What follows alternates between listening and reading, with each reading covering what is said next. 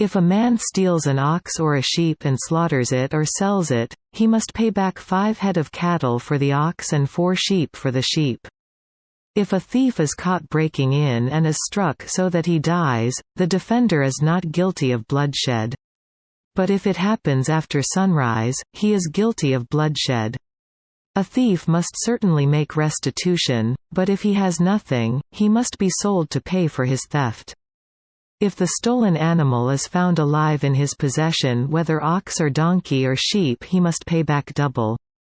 If a man grazes his livestock in a field or vineyard and lets them stray and they graze in another man's field, he must make restitution from the best of his own field or vineyard. If a fire breaks out and spreads into thorn bushes so that it burns shocks of grain or standing grain or the whole field, the one who started the fire must make restitution. If a man gives his neighbor silver or goods for safekeeping and they are stolen from the neighbor's house, the thief, if he is caught, must pay back double.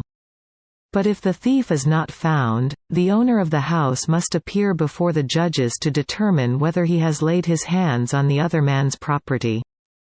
In all cases of illegal possession of an ox, a donkey, a sheep, a garment, or any other lost property about which somebody says, "This is mine," both parties are to bring their cases before the judges.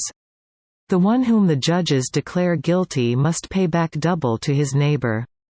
If a man gives a donkey, an ox, a sheep or any other animal to his neighbor for safekeeping and it dies or is injured or is taken away while no one is looking, the issue between them will be settled by the taking of an oath before the Lord that the neighbor did not lay hands on the other person's property.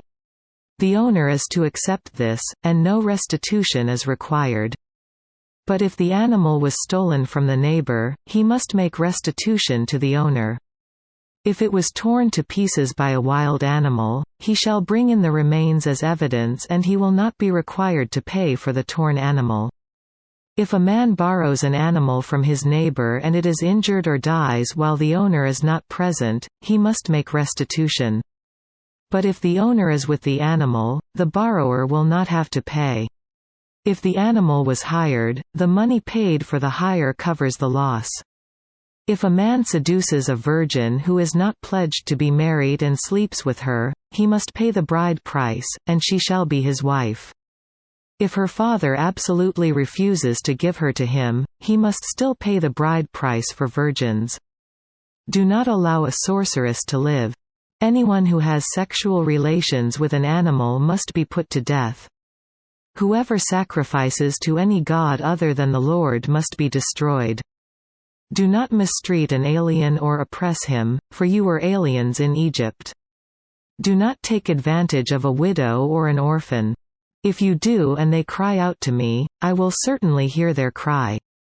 My anger will be aroused, and I will kill you with the sword. Your wives will become widows and your children fatherless. If you lend money to one of my people among you who is needy, do not be like a moneylender, charge him no interest.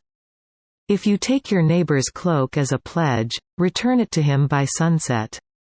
Because his cloak is the only covering he has for his body. What else will he sleep in? When he cries out to me, I will hear, for I am compassionate. Do not blaspheme God or curse the ruler of your people. Do not hold back offerings from your granaries or your vats. You must give me the firstborn of your sons. Do the same with your cattle and your sheep. Let them stay with their mothers for 7 days, but give them to me on the 8th day. You are to be my holy people. So do not eat the meat of an animal torn by wild beasts, throw it to the dogs.